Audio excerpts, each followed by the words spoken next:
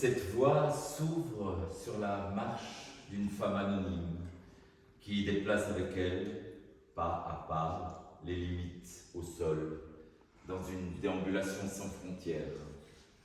Elle prend ce qui perdure vers le mouvement de la photographie, mais en même temps, elle se pense dans les villes, dans les paysages, dans la nature en feu. Elle nous parle. Pas foutu pour complètement foutu. C'est encore plus loin qu'encore plus loin. C'est trop, et trop loin encore pour qu'en marchant, elle puisse, en y pensant, et pensant, photographier même, seulement y penser, mais seulement y croire sans y penser, et sentir quoi que ce soit, sans quoi plus rien. Marcher avec tout, fin et début, pas mal assuré, elle trébuche, tout repart, avec sans quoi il n'y aurait rien de plus, rien de trop plus qu'avant. Tout est encore toujours possible, faute de dire, faute de penser.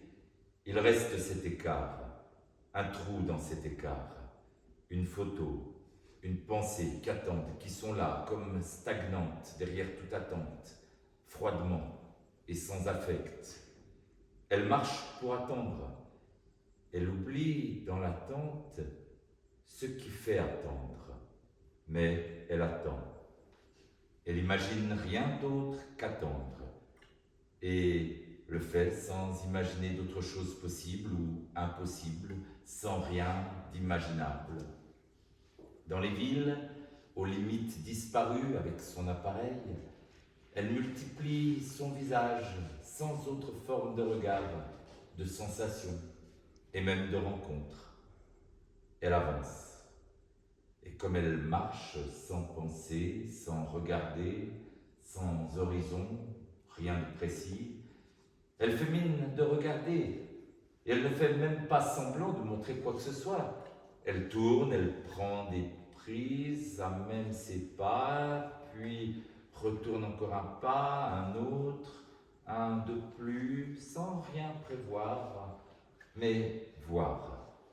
Elle se dit qu'après tout, il faut marcher parce que rien ne l'arrête. Les bords de la nuit ont disparu. Elle se sent éclairée. Un pied, deux pieds, avec sa démarche bien à elle.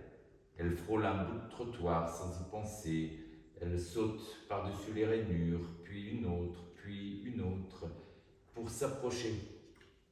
Elle enjambe un pavé. Elle frotte son talon à l'autre chaussure. Pour elle, marcher, c'est toujours un fragment de terre qui est dessous. Elle écarte un vieux papier, un gobelet, une feuille, s'arrête, repart. Entre ses jambes, toute la terre est tombée dans cet écart qui relance. Photographie encore. Mais la boue s'accroche et suinte aux semelles. Elles font le même bruissement dans les flaques. Elle descend et ralentit uniquement parce que l'horizon a disparu. Elle se dit qu'il faut tenir debout dans la vie et ralentir pour tenir et retenir son élan.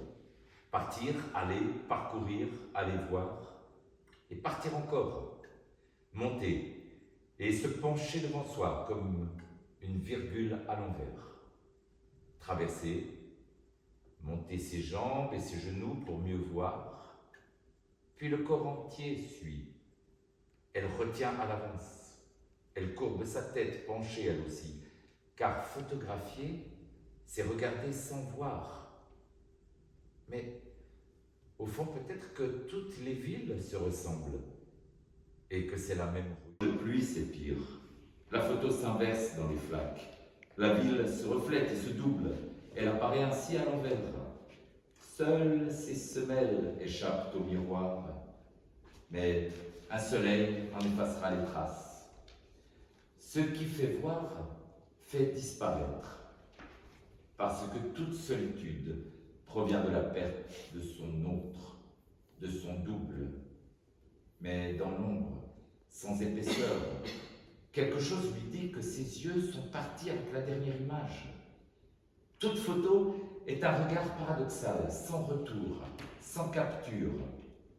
La mort devient identique à l'image ultime que nous voyons, qu'elle présente, qu'elle représente, comme un lieu déposé dans la terre. Et c'est pourquoi les choses nous regardent. C'est ici que s'arrête ce qui s'éteint. La photo fait voir encore et encore, comme une terre perdue dans le noir. Elle marche vers où? D'où vient-elle? J'oserais dire, où va-t-elle? D'où va-t-elle? Elle qui, infatigable depuis le début, vient, cette terre défile avec ses pas. Ces photos, carrés magiques qui, comme un tableau, quittent le monde pour devenir puissance et image. Elle ressent que la répétition de sa marche, ici lente, là accélérée, donne à la lenteur et à la vitesse non seulement un rythme différent, mais une musique que la photo avait délaissée. C'est là son paradoxe. Elle revient. Avec elle, la ville bouge. Alors, le bruit de fond inonde la surface. La réalité disparaît. Mais sa surface devient notre profondeur. Elle est tout entière dans ses pas. Ses pas sont elle. Elle nous les fait voir, entendre et même regarder. Dans la nuit, sa marche se retourne expressivement en images, en photos, en vidéos. C'est ainsi qu'elle procède jusqu'au feu, qu'elle filme avec son visage disparu. Ainsi, le fond du monde, l'alentour brûlé, emporte le visage de la vie. Pour garder la joie, elle s'oblige à ne pas regarder ce qu'elle filme. Elle sait très bien filmer ce qu'elle ne regarde pas. Car marcher, ce n'est pas regarder d'où l'on vient ni où on est, mais où on va. Ce film vers nous, sans but, ou pour le dire autrement, le hasard ne vient jamais sans hasard. Chaque séquence qu'elle restitue recrée la rencontre, la marche, le lieu entre elle et nous. Ainsi, pour elle, toute photographie n'est pas un moyen de faire venir vers nous ce qu'elle prend, mais au contraire, de pouvoir un instant faire corps, s'unir à ce qu'elle capte, et ainsi se confondre dans le paysage, dans les rues. Toutes les images pour vivre ont besoin de quelqu'un qui s'unit physiquement à elle. La photographie, un héros sans limite. Marchez encore. Parce que l'arrêt est une décision. Alors marchez dans l'indécis, comme lutte contre l'immobilité. Et chaque photo joint la main, le monde et l'art. Puis elle se décide, sans mot d'ordre, sans qu'elle n'y soit pour quelque chose, de faire un autre pas, une autre photo, une autre prise. Car devant elle, à côté d'elle, le béton parle du passé au présent. Elle marche. Elle garde perpétuellement la même position, même si c'est matin tôt, la ville vient hors de la nuit. Elle aurait bien pu, devant ce qu'elle voit, fermer les paupières, mais en photographe, cela lui est impossible, improbable, impensable, car voir, naître et mourir, c'est pareil. Mais voir, prendre en photo, c'est ce qui l'empêche de rester en elle. Elle sort d'elle-même. Elle ne marche que pour ça, qu'avec ça, découvrir et déchirer le voile. se cacher derrière la photo, se blottir en elle. Eros, perdue dans les plis.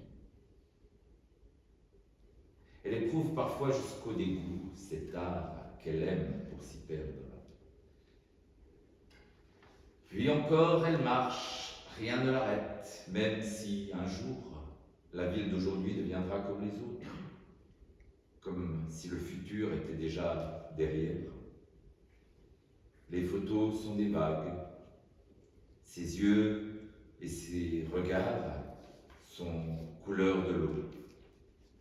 Derrière sa peau, non, derrière son dos, ses jambes, son cou, il y a la mer salée. Elle a le goût du sel qui persiste dans chacune des prises. Puis elle repart. Elle est partie. Elle descend un trottoir, elle a laissé sur place, depuis longtemps, le goût de son enfance. Elle bute sur une pierre, elle déclenche une photo. Elle se dit que, depuis longtemps, elle ne fait plus semblant. Ici, chaque exposition devient en miroitement du moi.